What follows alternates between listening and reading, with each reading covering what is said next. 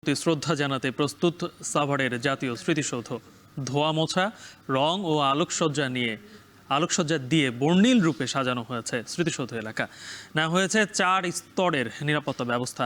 এ নিয়ে আরো বিস্তারিত জানাতে জাতীয় স্মৃতিসৌধ থেকে যুক্ত হচ্ছেন হুমায়ুন কবির। হুমায়ুন, জানাবেন যে স্মৃতিসৌধের সর্বশেষ প্রস্তুতিটা কেমন হয়েছে, আর আগামীকাল রাষ্ট্রপতি এবং প্রধান উপদেষ্টার আগমন উপলক্ষে নিরাপত্তা ব্যবস্থা কেমন দেখছেন?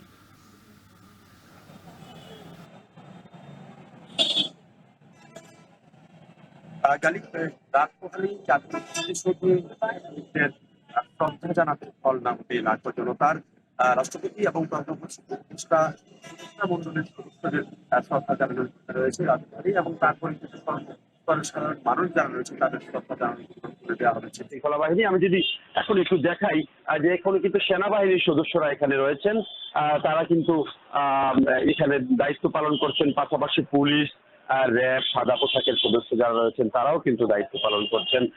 গত পরশু থেকেই কিন্তু স্মৃতিসৌধের ভেতরে প্রবেশ সে নিষেধাজ্ঞা দেওয়া হয়েছে।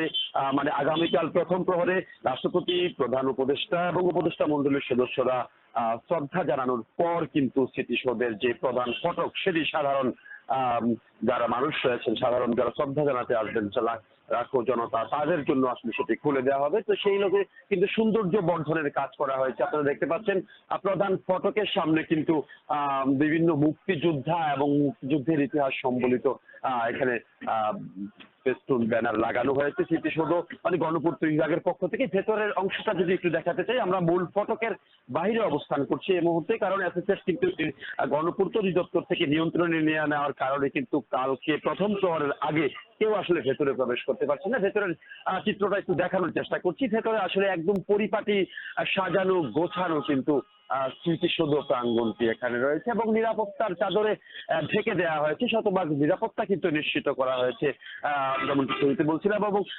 লাখো জনতা কিন্তু মুখিয়ে রয়েছে কাল কখন কাঙ্ক্ষিত ক্ষণটি আসবে এবং তারা শ্রদ্ধা জানাবেন শহীদদের।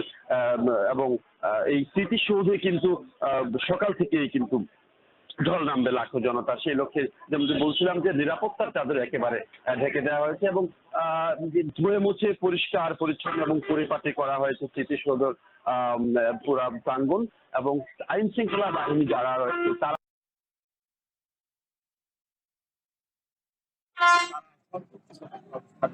চার স্তরের নিরাপত্তা ব্যবস্থা কিন্তু নিশ্চিত করা হয়েছে। ডাবকুল থেকে মানে আমিনবাজার ব্রিজ থেকে শুরু করে স্মৃতিসৌধ পর্যন্ত কিন্তু সাদা পোশাকে সহ বিভিন্ন ভাবে কিন্তু আইন শৃঙ্খলা বাহিনীর 4,000 পুলিশ সদস্য বা দায়িত্ব পালন করছেন বলে আইন শৃঙ্খলা বাহিনীর পক্ষ থেকে জানানো হয়েছে। এই জন্য স্মৃতিসৌধ প্রাঙ্গণ থেকে আমার কাছে প্রস্তুতির সর্বশেষ টেক্সটাইল। কাল 16 ডিসেম্বর মহান বিজয় দিবস, এবং এই উপলক্ষে জাতীয় স্মৃতিসৌধকে সাজানো হচ্ছে নতুনভাবে, সে খবরই জানাচ্ছিলেন হুমায়ুন কবির।